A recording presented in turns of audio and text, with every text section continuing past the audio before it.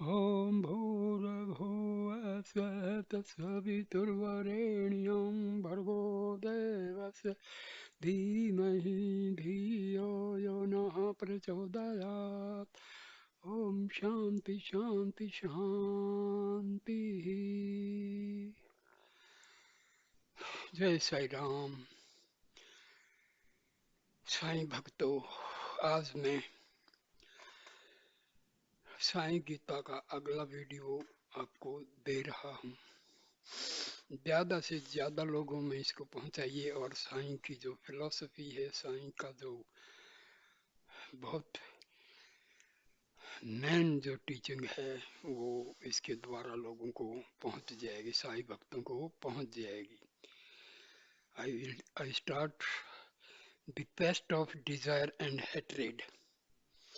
Consider a giant tree which has a number of branches heaped with flowers and fruits.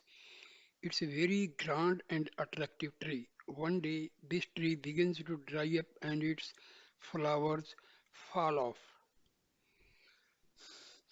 Is it because there is a shortage of water or manure? Has there been some neglect in feeding it? No, there is some kind of pest that has attacked its roots and is destroying the beautiful tree. Through the roots, the pest enters and starts to eat up this giant tree. In the same way, once you allow these pests of desire and hatred to enter your heart, then one day you will quite suddenly come to ruin. This is absolutely certain. In the material world, you think that a rich man is a very important individual, but in the world of the spirit, material wealth is of no consequence. Charity is a quality that is much greater than all the possessions associated with wealth. If there is no charity, wealth has no intrinsic value at all. You have four heirs, each of whom will enter a claim to your wealth. The first is charity, the second is the government, the third is the thief, and the fourth is fire. Each of them expects to inherit your wealth, but if you were to hand over all your wealth to your first heir charity, then the others will get no share of it. When you give freely to charity, you will find that the other claimants will show great respect for your decision and will not press their own claims. For example, we know that the government gives you an income tax exemption when you donate to charity. Even fire will be a little frightened of you and thieves will leave you alone. So when you give to charity, which may be considered your oldest son and your natural heir, then the others who would otherwise try to claim your wealth will respect your action and not interfere. But if you possess wealth and do not give it in charity, then the thief will have his eye on you, and the government will also try to catch hold of you and claim your riches as its own.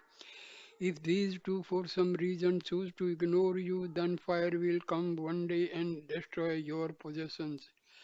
Let all the noble human qualities shine within you. The Gita has declared that it is charity, not wealth, which is really important. In a similar way, in human beings, it is not the ability to speak well, but the truth which is uttered that is important. If there is no truth in your speech, then whatever you say will have no value at all. The Gita has also declared that it is not life itself but a good character that is important. A life devoid of good character is useless. You have to develop your character and earn a good name so that all the noble human qualities will shine forth in you. Your most important duty is to harbor good thoughts, to have good behavior, to speak good words and to lead a good life. You must be very careful with your words and actions so that you will never earn a bad name. Instead of living the life of a crow for 100 years, scavenging of others. It is far better to live a few moments as a swan with an untainted name and unblemished character. The Gita extols such a sterling soul whose life is replete with goodness. Good actions are far more important than physical strength. A body that is not being used to serve others is nothing but a dead body. Use your body in the service of mankind, not just for the purpose of catering to your own selfish needs. Today, whatever man does, thinks, or utters is primarily prompted by selfishness. In order to overcome this tendency, you have to constantly seek opportunities to help others and develop the principle of service in this process. By your good actions, all of humanity will get sanctified. It is very difficult to obtain birth as a human being. You must spend some time thinking over how to properly utilize this rare life that has been given to you and develop good habits which will overcome these weaknesses of desire and anger that waste your golden chance. Replacing bad habits with good habits. How do you best overcome the deeply ingrained bad habits and replace them with good habits? Consider a small example. One day, a beautiful dog happens to come to your house. You do not know to whom it belongs. It is such an attractive thing. In order to keep it there for some time and enjoy its presence, you give it a little food. Next day it comes about the same time and again you feed it and enjoy having it visit you. In this way it comes back every day to get fed and gradually over a period of time attachment increases and this dog now regularly visits your house, spending more and more time there. One day you find that it will no longer leave, it just continues to live at your house from that time on. But the happiness that you enjoy in looking at physical beauty does not last very long. Once the beauty is no longer accompanied by joy, it becomes obnoxious to you. In the case of this dog, you soon get tired of having it around all the time and so you look for a way to get rid of it. To begin with, you must ask yourself why the dog has attached itself to you and is now living in the house. The reason is that right from the very beginning, you have been feeding it regularly every day. You have also been stroking it, playing with it, and paying so much attention to it. It is this repeated daily practice which has created the attachment between yourself and the dog. Now you must develop a new regular practice which will break this attachment and help you to get rid of the dog. For this, the best method is to reverse the original process that created the attachment and made the object so dear to you. Steady practice is the key to all accomplishments in life. In the case of the dog, if no food is given for some days and everyone is indifferent to it, paying no attention to it whatsoever, then soon of its own accord the dog will go away. Therefore, it is the practice that is important. It is through practice that you have developed certain attachments and undesirable qualities, and it is through practice that you can change them. The Gita has said that for everything, practice is the starting point. In the 12th verse of the chapter on devotion, it says, through practice, you will be able to get knowledge. Through knowledge, you will be able to develop meditation. Through meditation, you will develop sacrifice. And only when you have sacrifice will you obtain peace of mind. Therefore, it all starts with steady practice. For many births, you have been enamored with beauty and you have engaged yourself in desire and anger until these passions have struck deep roots in your heart. Now you have become a slave of your desires. Mere words will not be enough to get rid of them.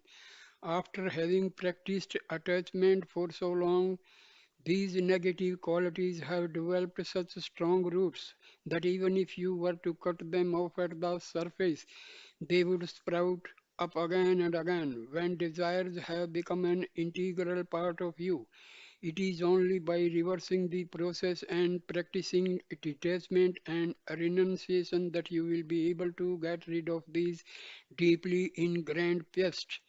In the beginning, desires are extremely attractive and sweet.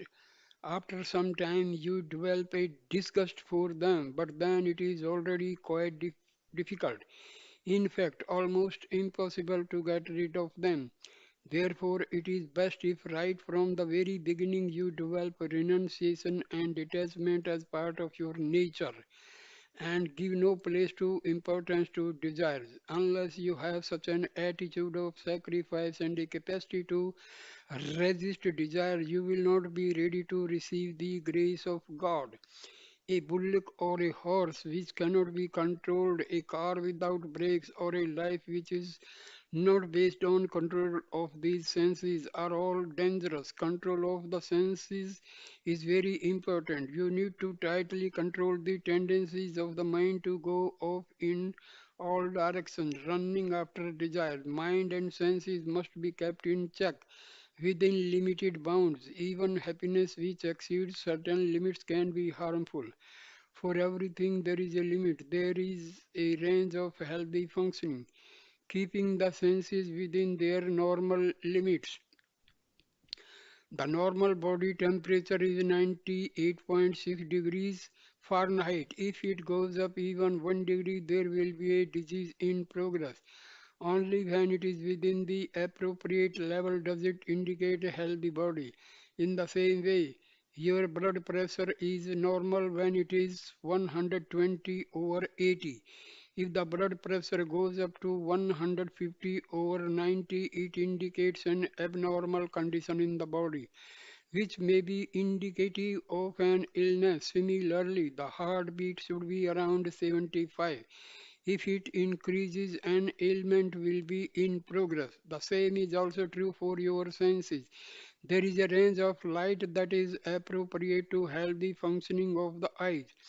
If the light is too bright, the eyes cannot see and will be harmed. This is true as well in the case of the ears. There is a proper range of sound. If the level of sound exceeds that range, such as many happen close to an airplane, a train, or a loudspeaker, the hearing will become impaired. Like this, all the senses are limited to a normal range of operation. We see that life function we see that life functions a lot like a limited company in the business world. If you want to carry on unlimited business with this limited company, then you will be subject to a great deal of distress.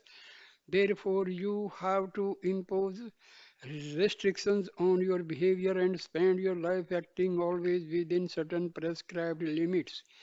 This can also be called a discipline. Discipline is particularly necessary for the spiritual progress of an individual. Without discipline, a person is likely to become nothing but an animal. But discipline too has to be exercised within limits.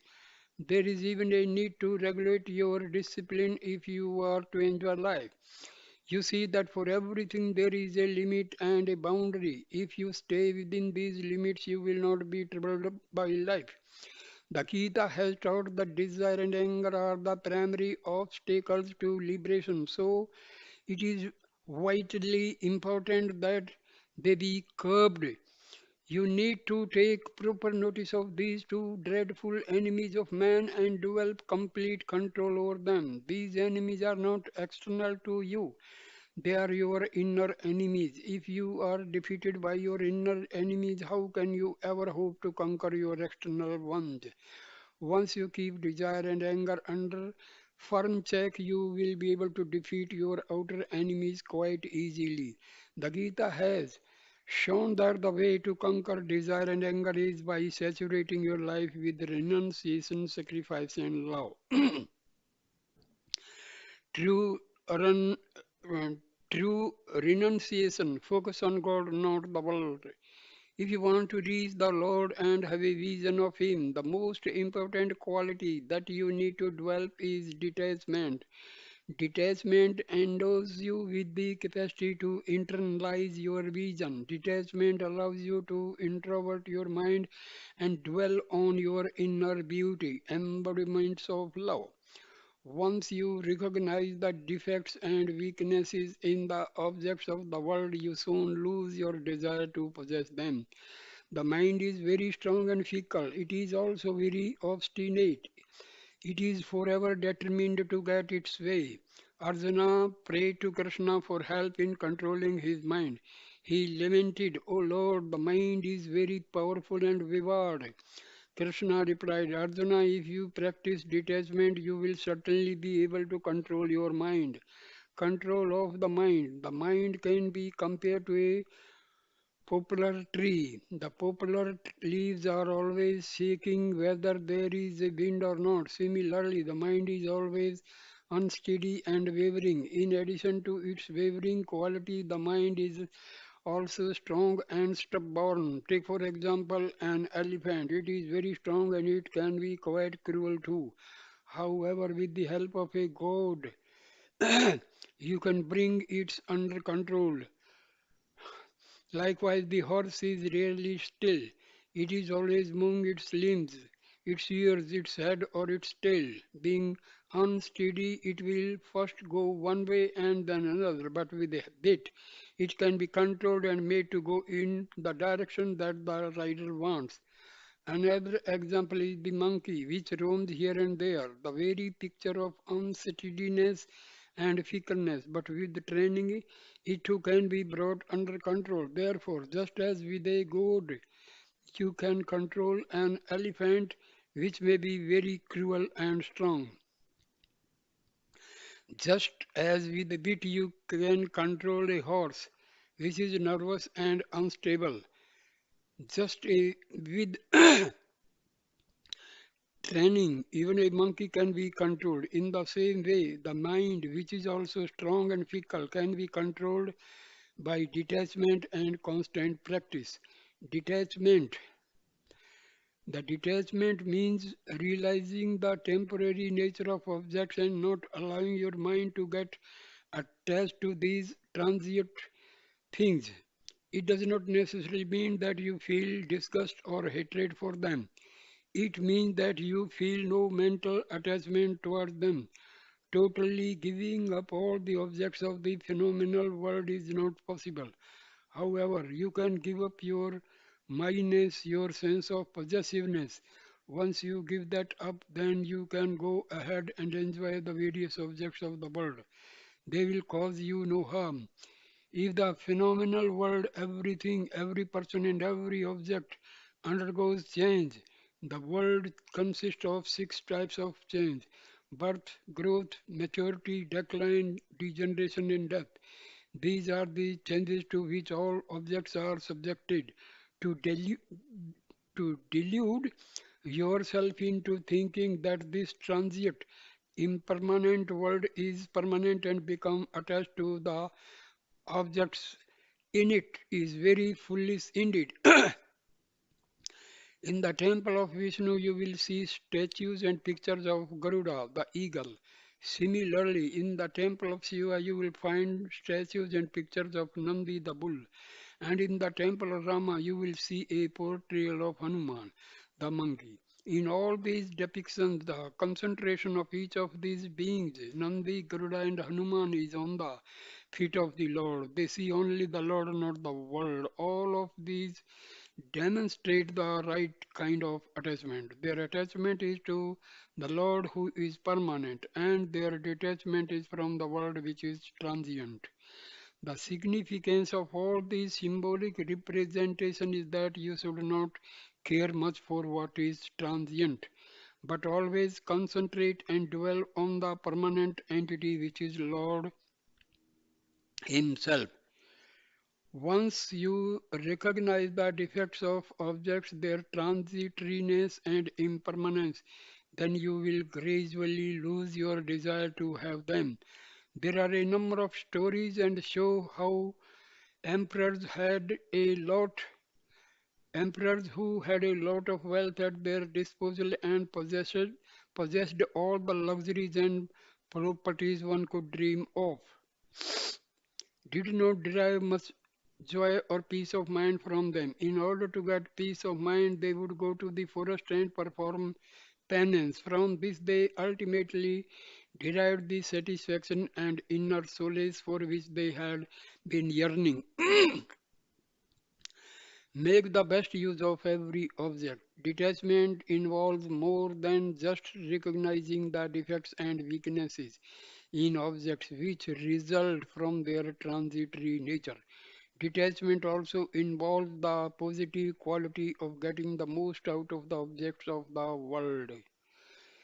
You should always strive to make the best use of an object and appreciate it for what it is.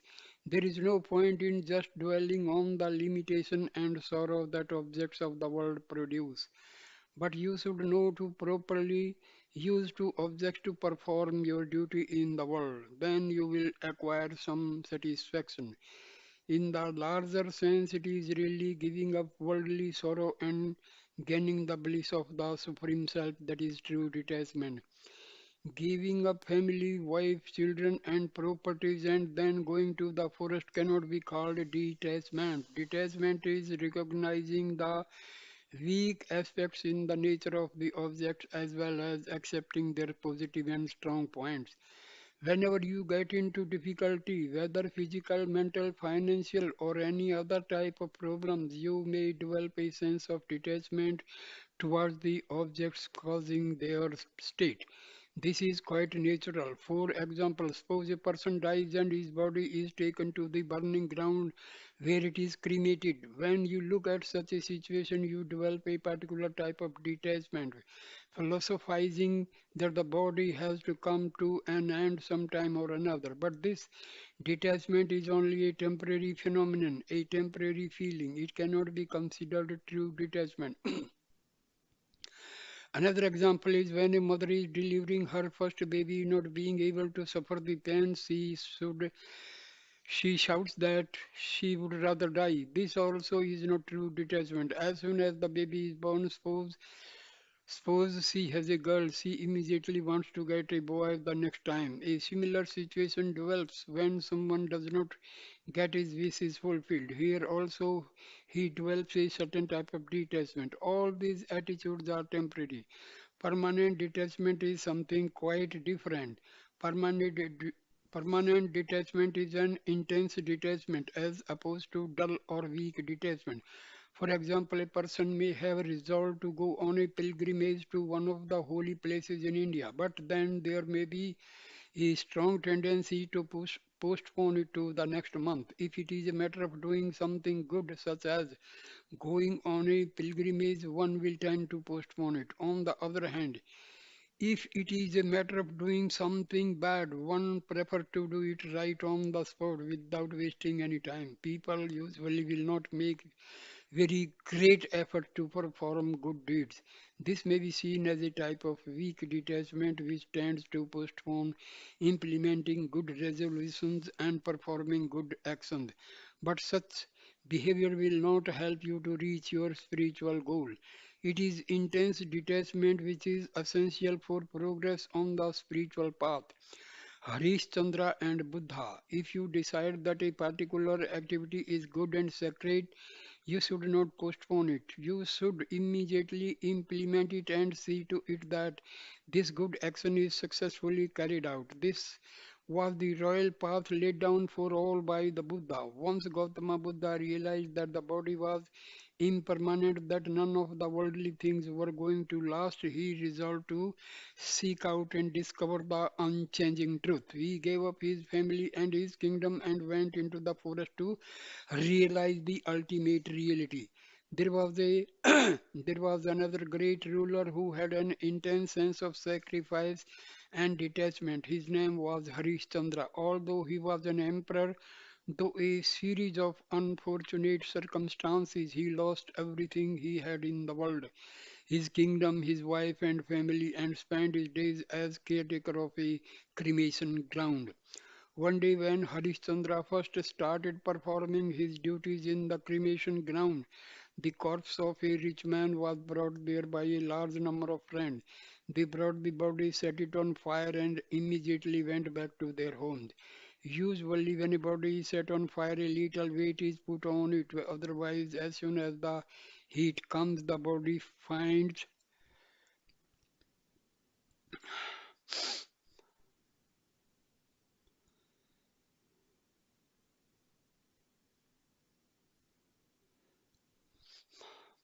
This was the royal path laid down for all by the Buddha. One day, when Harishchandra was first started performing his duty in the cremation ground, the corpse of a rich man was brought.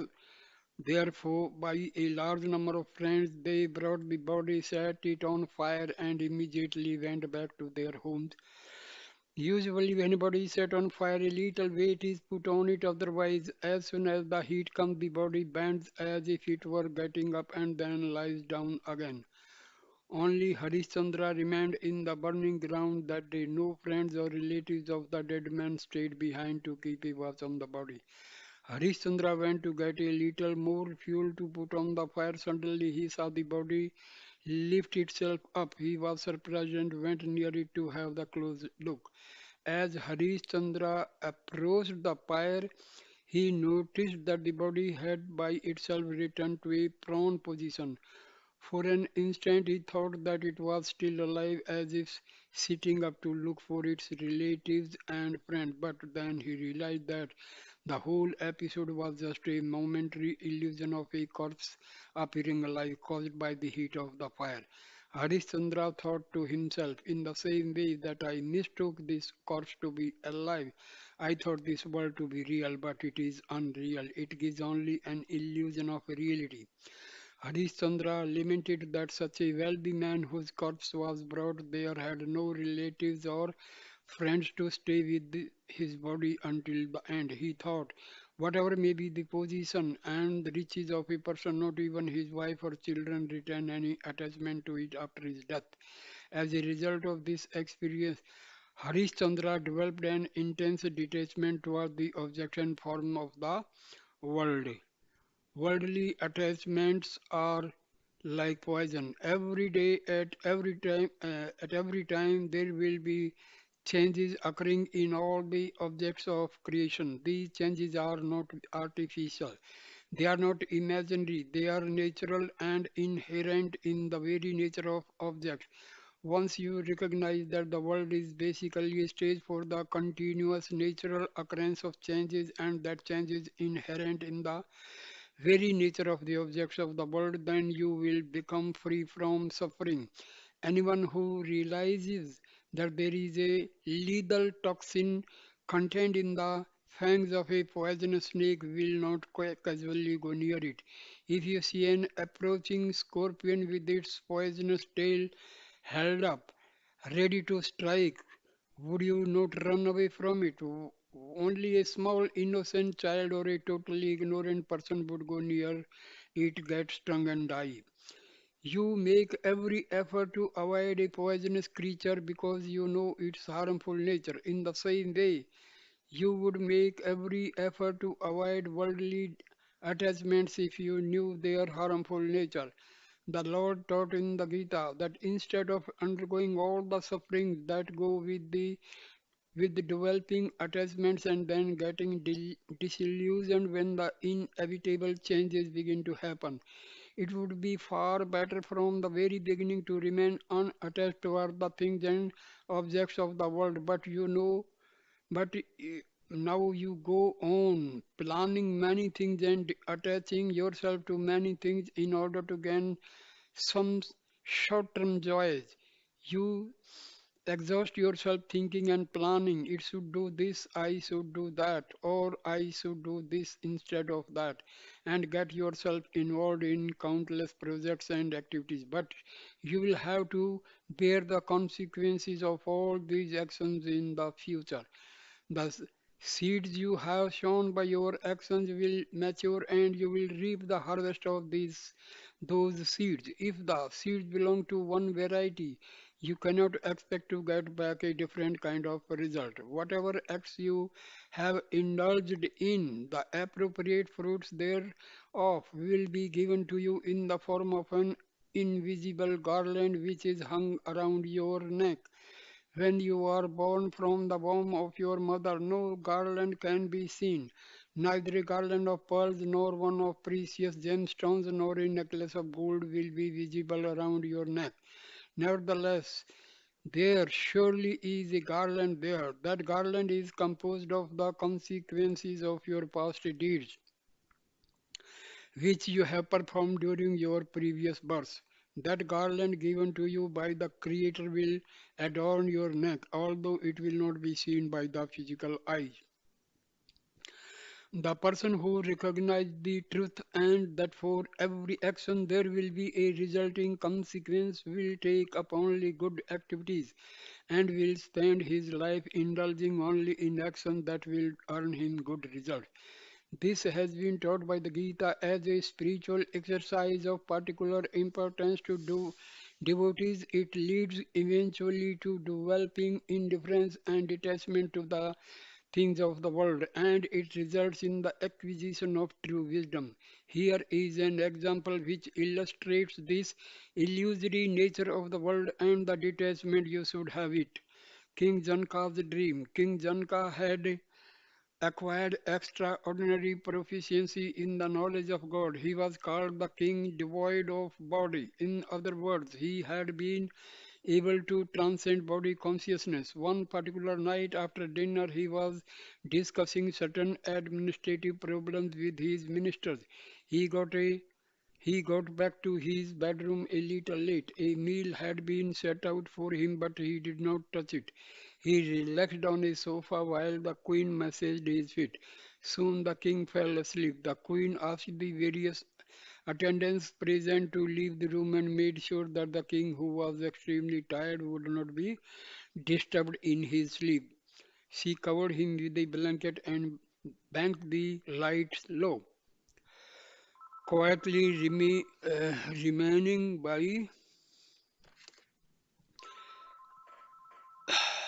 was shortly afterwards. King Janka quite suddenly opened his eyes, sat up, looked around incredulously at his surroundings, and in a most peculiar way began to ask, is this real or is that real? Is this the truth or is that the truth?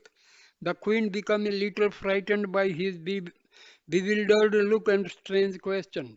She tried to find out what exactly he was asking, but he would not explain or answer any of her questions. He just went on saying, is this the truth or is that the truth?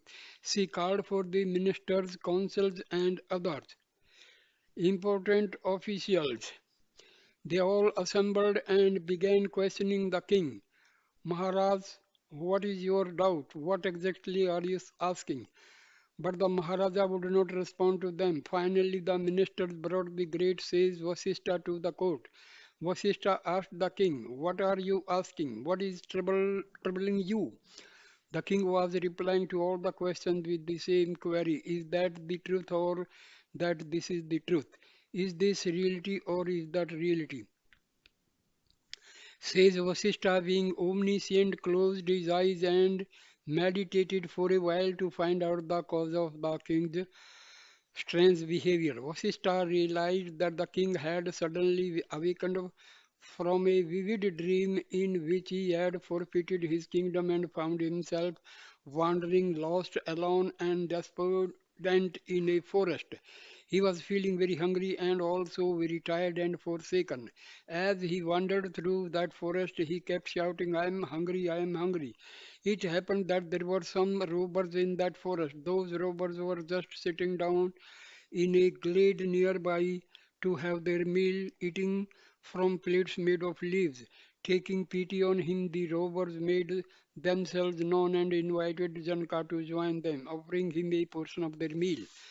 Just at that moment, a tiger came upon them and they all ran for their lives. The tiger helped himself to all the food. Again, Janka found himself staggering through the forest, crying out, "Oh, I am so hungry! I am so very hungry!"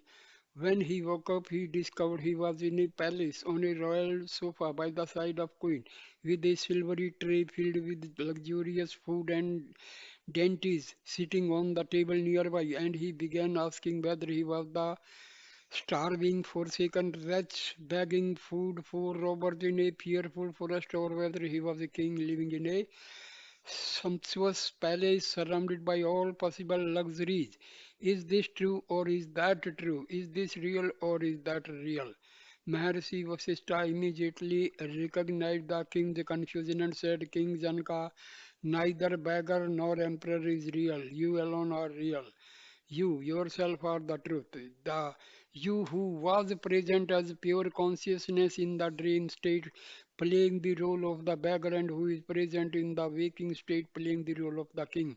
This you who witnessed both these states is your true reality. Life during the daytime is a daydream. During the night, it is a night dream. They are both illusions. They are filled with defects and flaws because they constantly change from one thing to another. So they cannot be real. Only you who remain unchanged in all these states are real, free of all change and illusion. This was also emphasized in the Gita, where Krishna pointed out the important truth that he that the world is constantly changing and the Atma alone is real and ever unchanging. The anguish of separation from God. Detachment does not mean leaving behind everything to go to the forest and adopt the life of a renunciate. Penance does not refer to certain postures or bodily deprivations.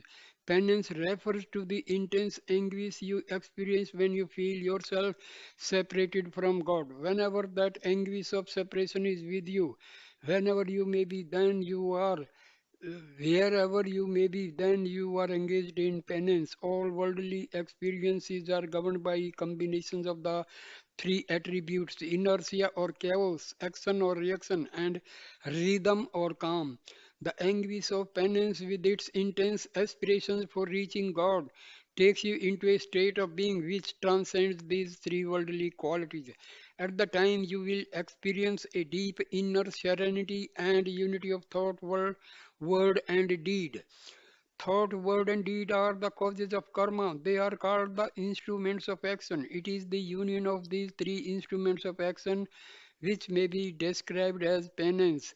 When that union is complete, there follows an ineffable joy, which is the very bliss of the Atma. So, true penance is the point at which the three instruments of action merge together into one and you experience the eternal delight of your immortal self. Consider the following example. Every day you enjoy the benefits of electricity. In your room, you may have an electric fan.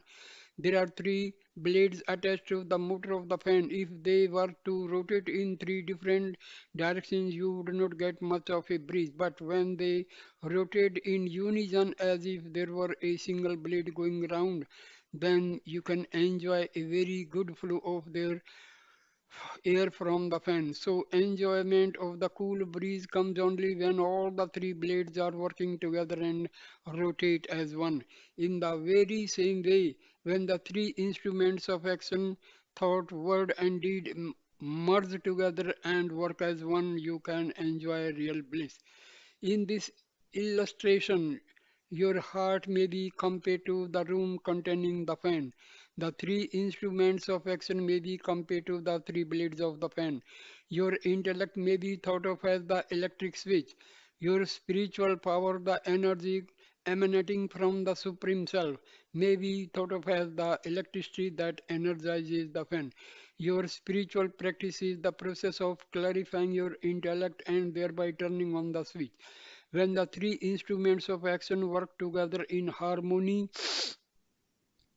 just as the three blades of the fan go around together, then all your anguish become transformed into bliss. In this way, you can convert your life force and your entire spiritual power into bliss.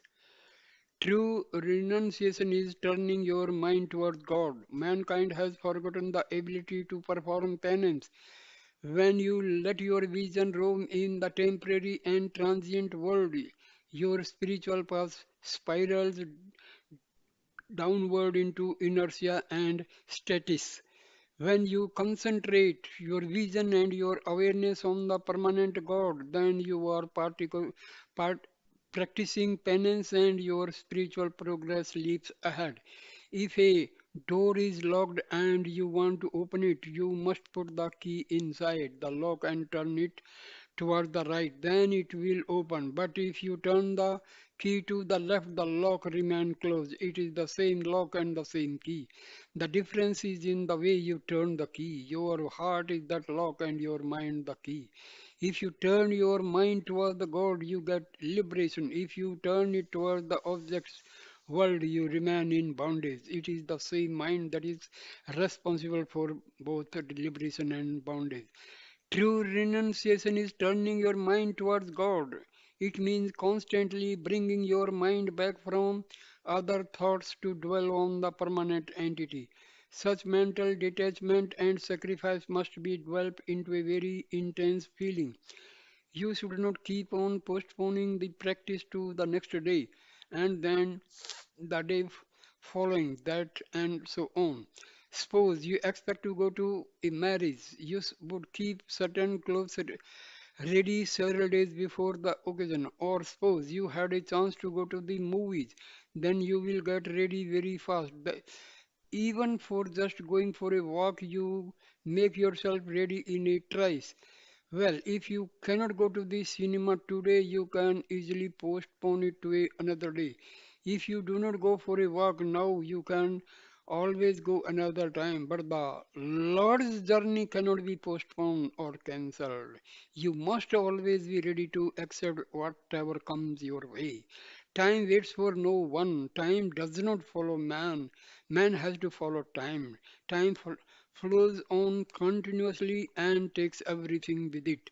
The Gita teaches you that you may enjoy the various objects of the world, but while enjoying them, you would not get yourself attached to them, thinking that you possess them.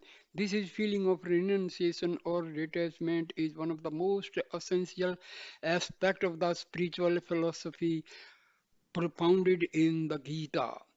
Detachment, unifying thoughts, words, and deeds.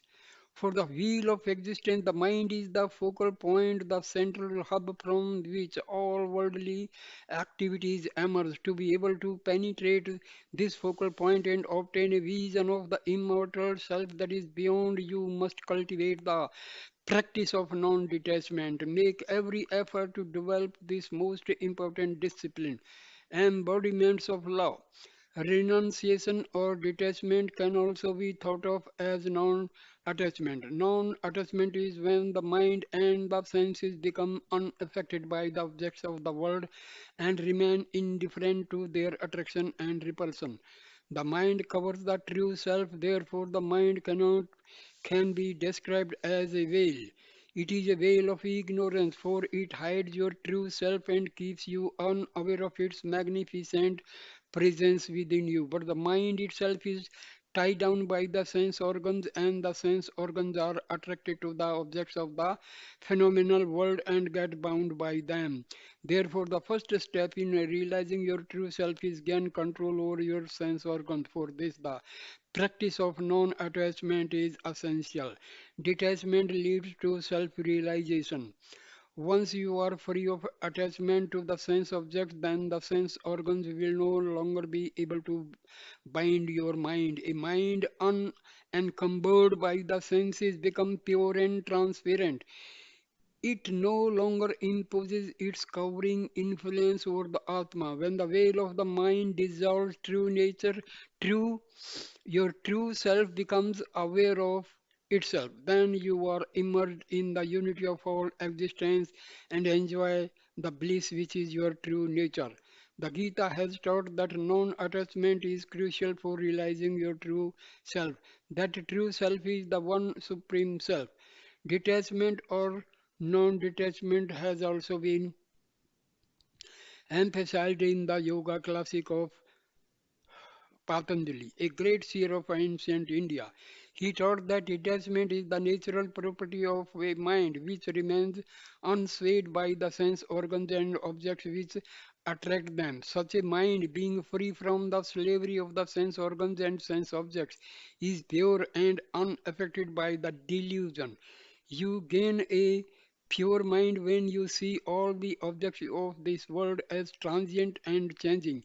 The ancient wisdom teachings have declared that from the lowest creature in the phenomenal world to the highest, right up to the heavenly beings, everything is ephemeral and undergoing change. Knowing this, you should relinquish all attachments to sense objects. Any attachment will gradually but steadily lead to bondage.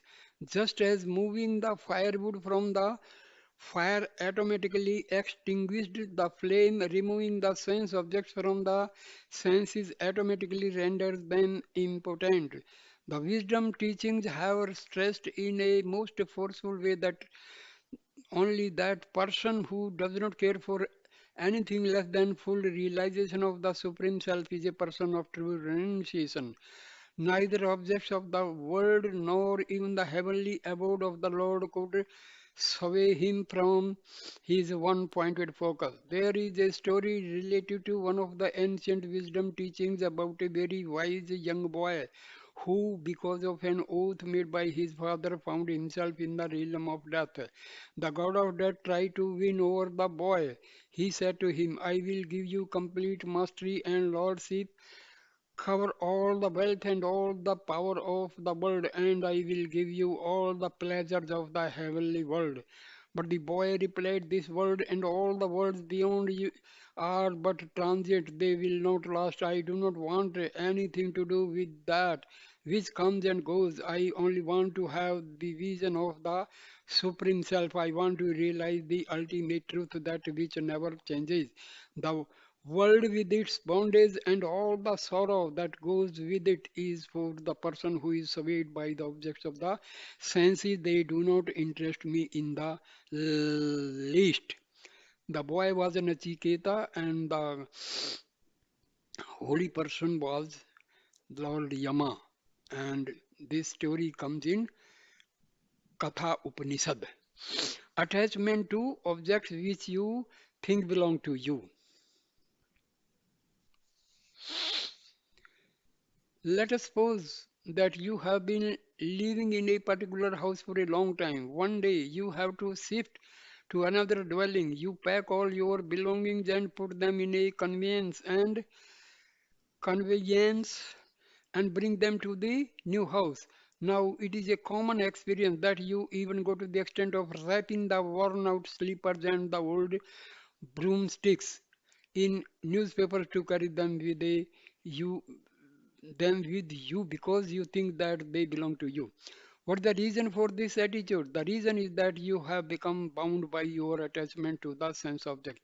You have so much interest in packing up all those old things and taking them with you because you are attached to them. You feel they are yours. But then consider another example, that of a college principal or the headmaster of a school. In every educational institution, there will be number of valuable articles. For instance, in the lab, there will be some highly valuable equipment, many tables, chairs, other items of furniture, a wall clock, and so on. When the headmaster of that school retires, or is transferred, he feels no attachment to these things, and so he lives with the same free mind that he had when he came. He does not worry and bother himself about leaving behind all those valuable articles when he goes. The reason is that he knows perfectly well that none of those things belong to him. They belong to the management or to the school trust or to the government. Therefore, with a sense of detachment and indifference to those objects, he leaves the school. Where there is a sense of minus and possessiveness, there will be suffering. If you do not have that feeling of possessiveness, you will not be bound by anything and will not suffer. Therefore, for all bondage, suffering, and sorrow, it is just the I-ness or minus and is responsible. Like the school principal, you may make use of all the objects that you find in the world. Do not give up the objects themselves and do not give up your actions and activities. Just give up the attachment that you have towards the objects and give up the attachment that you have towards the world and your activities in it. Give up the fruits of your actions. Another way of saying this is give up the fruits of your actions, perform your duty with a sense of complete detachment, realizing the defects in the object. Once you understand the underlying laws that govern the world and recognize the defects that are inherent in both the objects of the world and the relationship you have in the world, you will quickly be able to overcome the attachments you have towards them. Before you were born, who was the parent and who was the child? Before your marriage, who was the husband and who was the wife? Only after birth was there a parent and a child. Before birth, there was no such relationship, and after that, there will be no such relationship. It is only during the short transitional period in between that the feeling of possessiveness and attachment arises. This is all due to defects in your vision and defects in your approach. It comes from a narrow minded, short sighted attitude. For all your sorrows, it is your feelings and attitudes alone that are responsible. Once you recognize the defects in objects and relationships, you will have no desire to possess them. Try to understand the principle of detachment. You must reach a state in which you do not have any kind of attachment and bondage even during the dream and deep sleep state. If you encourage a sense of attachment during the waking state, it will be there in a subtle way during the dream state and the deep sleep state. The dream state may be compared to a reflection in the mirror. Whatever you experience in the waking state will impress itself in the dream state and will be seen as a reflection there. Therefore, the waking and dream states are something like the object and its image. If in the waking state you take the right path, recognizing truth and conducting yourself in the light of this truth, then you will be treading the right path even in the dream state. To succeed, you have to recognize the defects of the sense objects and overcome them by giving up your attachment to them. Everything undergoes change. Because of the passage of time, everything undergoes change. Food which is freshly cooked today is tasty and delicious. While it is fresh, its potentiality for giving strength and health are very good. But the very same articles of food become toxic after a lapse of 2 days. Whatever food you consider to be good, to be useful, to be healthy and beneficial will, after a period of time, change into something bad, something useless, something unhealthy and harmful. These changes are unavoidable. In the context of change, you can also see the four types of devotees: the one who is afflicted and seeks relief from pain and suffering, the one who seeks material boons and prosperity, the one who seeks spiritual knowledge, and the wise one. Over a period of time, the every sane person is likely to progress through all these stages. We can also consider the changes that occur in the course of a lifetime. Immediately after birth, the newborn is called a baby.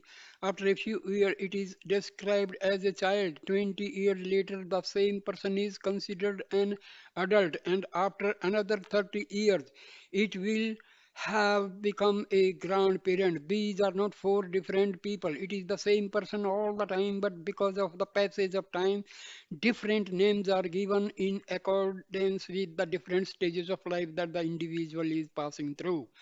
A human being's life, which is most difficult to obtain, undergoes many changes as time goes by. When this is true for a human being, then how much more must it be true for all the other beings and objects of the world? If you ask what is the greatest defect in a human being, you will find that it is the changes which occur in one's physical being. Whether good or bad, these changes cannot be avoided. As changes are inherent in everything in the phenomenal world, you should not develop any attachment or any sense of mindness for anything or anyone. Who is the father? Who is the mother? Who are the children? Who are the family members? Who are the friends? These are all changing forms. You cannot answer these questions for all time.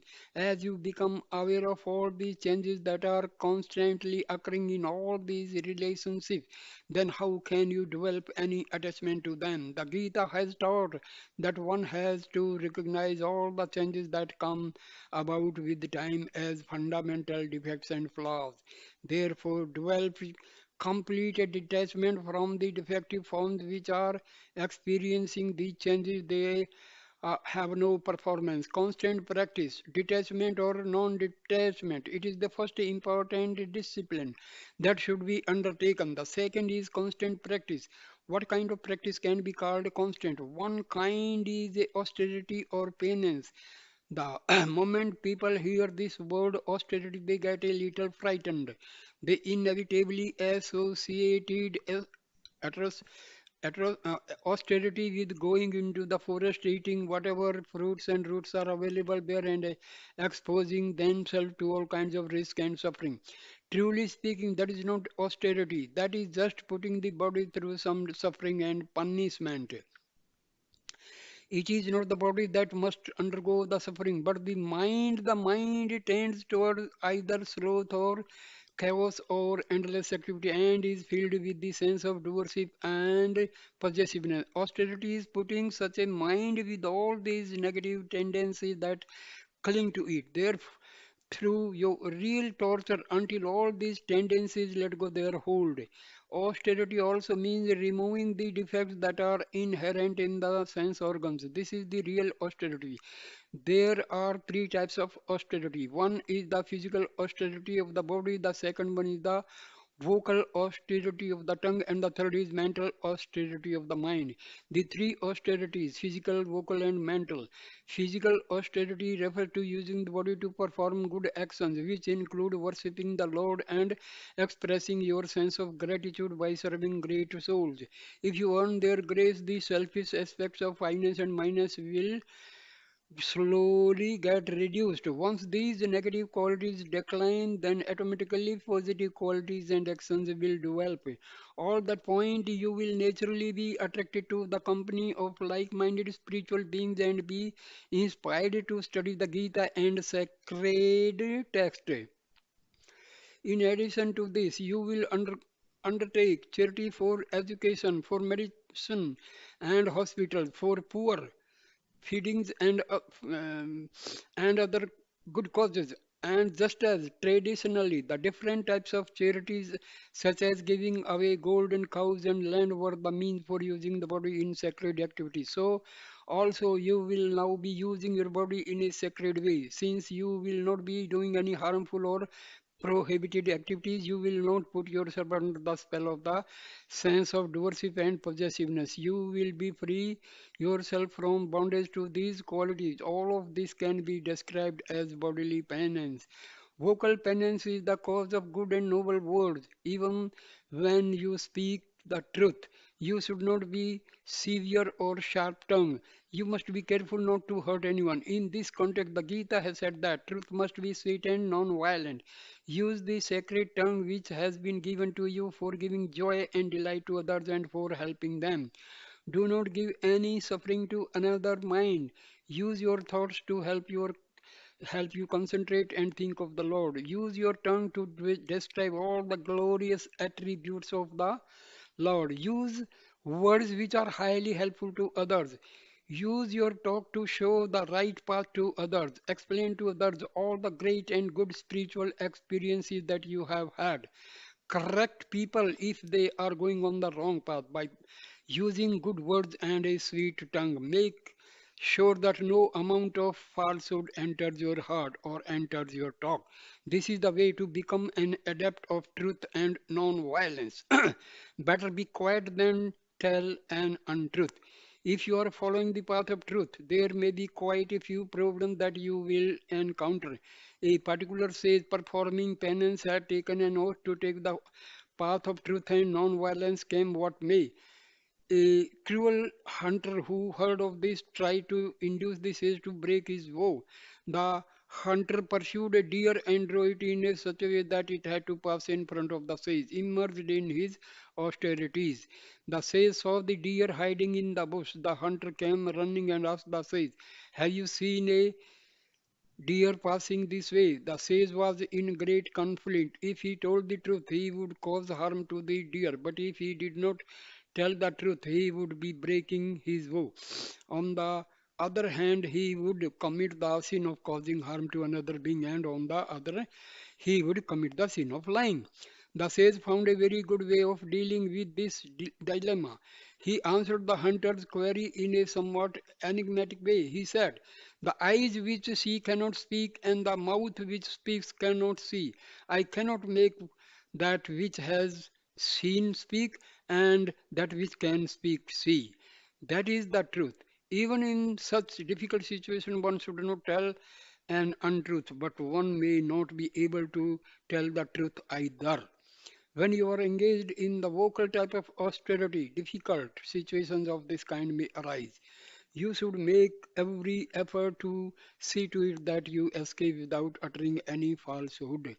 Whatever be the circumstances, do not tell a lie. You cannot tell the truth, then it is best for you to keep quiet and observe silence rather than uttering an untruth.